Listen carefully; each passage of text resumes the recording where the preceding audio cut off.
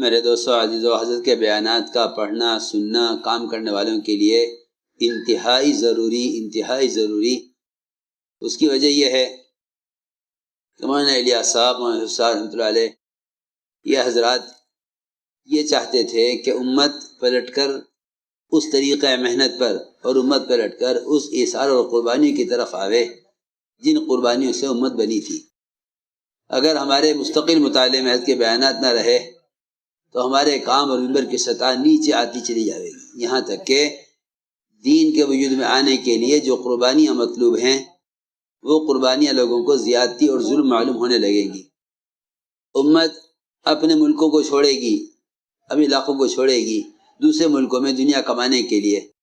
لیکن اللہ کے دین کو قائم کرنے کے لیے ملکوں میں نکلنا، اپنے ملک کو چھوڑنا،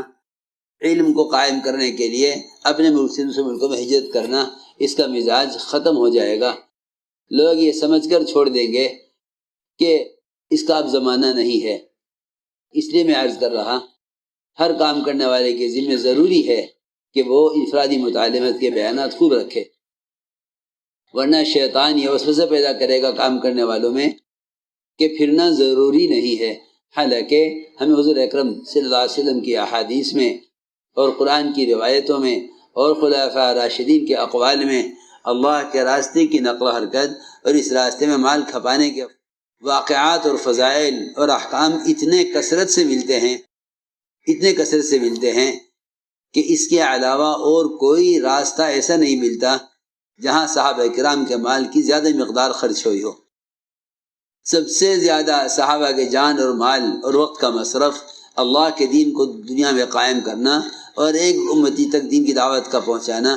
یہ صحابہ کے جان مال اور وقت کا سب سے بڑے خرچ ہونے کی جگہ تھی۔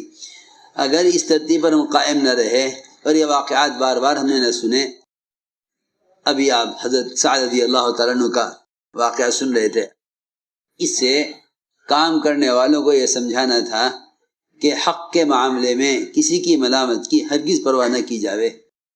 اس لیے کہ اگر مسلمان حق کے معاملے میں دوستوں کی، متعلقین کی، ماحول کی، حکام کی، ان کی پرواہ، قوانین کی پرواہ کرے گا تو اللہ رب العزت ایسے مسلمانوں کو دنیا میں حق قائم کرنے کے لیے استعمال نہیں فرمائیں گے۔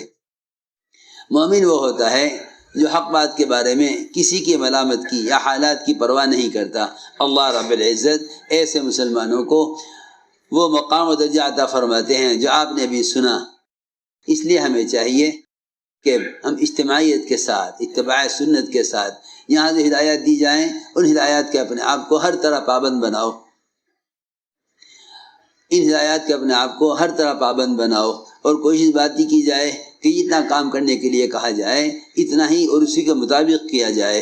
جب کر کے آؤ تو پھر پچھلے احوال سناؤ، اگلی ہدایات پھر لے کر جاؤ۔ اس طرح اگر اجتماعیت کے ساتھ کام کرتے رہیں گے تو اللہ رب العزت ہر طرح کی رکاوٹوں سے، ہر طرح کی الجھنوں سے اللہ تعالیٰ کام کرنے والوں کو نکالیں گے۔ اور اگر ہم نے کسی کی بات کا جواب بات سے دیا بجائے کام سے دینے کے، اور کسی کی بات کا جواب ہم نے اپنے اندازے اور اپنے ذہن کے اعتبار سے دیا تو پھر باتوں کا نام کام ہو کر رہ جائے گا۔ اصل تو عملی محنت ہے، ہمیں چاہیے ہر بات کرنے والے کو اپنے ساتھ عمل میں شریک کر لیں۔ کوئی تم سے کچھ کہے کہ بھئی فلاں بات کس طرح ہے اور فلاں بات کیوں ہوئی، فلاں بات کیا پیش آئی، اس سے کہو آؤ میرے ساتھ گشت میں چلو، کتنے مسلمان ہمارے محلے میں ایسے ہیں جن کو کلمہ یاد نہیں، آؤ انہیں کلمہ سکھلا دیں گے۔ میں تم سب سے کہتا ہوں قسم کھا کے، کوئی تم سے کہے فلاں بات کیا تھی، تم سے کہا آؤ میرے ساتھ، میں تمہیں ایسے مسلمان سے ملواتا ہوں جنہیں کلمے کے الفاظ کہنے نہیں آتے۔ سوچو اگر مر گئے اس حال میں تو ان کی آخرت کا کیا ہوگا۔ اگر تم سب مل کر اس کام کو کر لو تو میں کہتا ہوں کہ تم اللہ تعالیٰ کے یہاں ان بہترین بندوں میں شمار کیے جاؤ گے جو دنیا سے فتنوں کو ختم کرنے والے اور اللہ کے بندوں کو اللہ سے جوڑنے والے مانے۔ مولانا صاحب فرماتے تھے جو اللہ کے بندوں کو اللہ سے جوڑتا ہے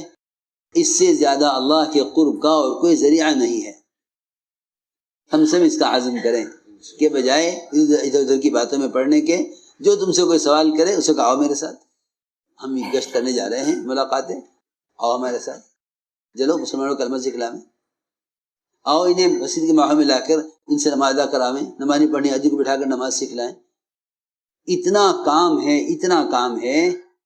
کہ اگر ہر کام کرنے والا اپنے ذمے صرف 10 آدمیوں کو طے کر لے کہ مجھے آج 10 آدمیوں کو کلمہ سکھلا کر ان کو مسجد جماع میں لا کر نماز ان سے ادا کروانی ہے، تو میں سمجھتا ہوں شاید جس کو کھانا کھانے کا وقت نہ ملے. اتنا کام ہے. ایک ایک مسلمان سے جا کر ملاقات کرنا، ایک ایک کو ایمان اور عبادات پر لانا، اتنا کام ہے. لیکن وہی بات ہے کہ جب کام کرنے والے کام میں نہیں لگیں گے تو شیطان ان کو نہ کرنے کے کام میں ایسا الجھاوے گا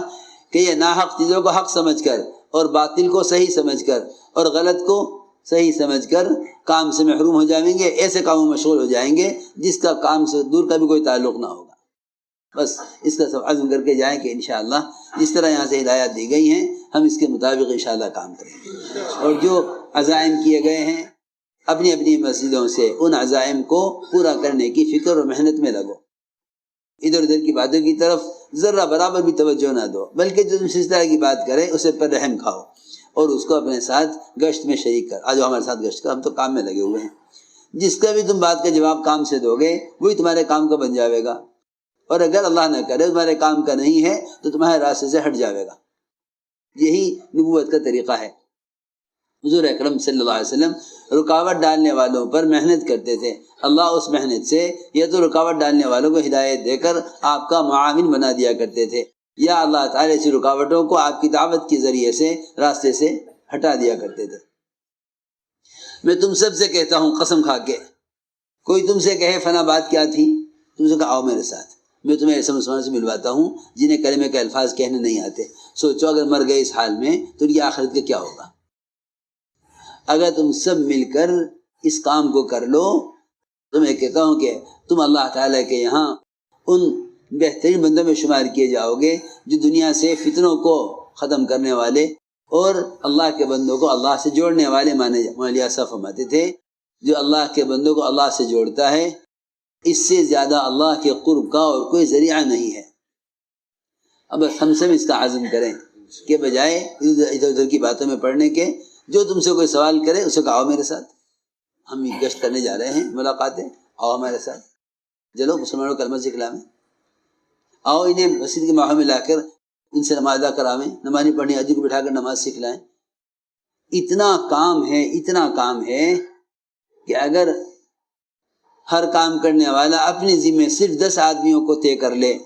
کہ مجھے آج 10 آدمیوں کو کلمہ سکھلا کر ان کو مسجد جماع میں لا کر نماز ان سے ادا کروانی ہے، تو میں سمجھتا ہوں شاید جس کو کھانا کھانے کا وقت نہ ملے. اتنا کام ہے. ایک ایک مسلمان سے جا کر ملاقات کرنا، ایک ایک کو ایمان اور عبادات پر لانا، اتنا کام ہے. ایک ایک مسلمان سے جا کر ملاقات کرنا، ایک ایک کو ایمان اور عبادات پر لانا، اتنا کام ہے.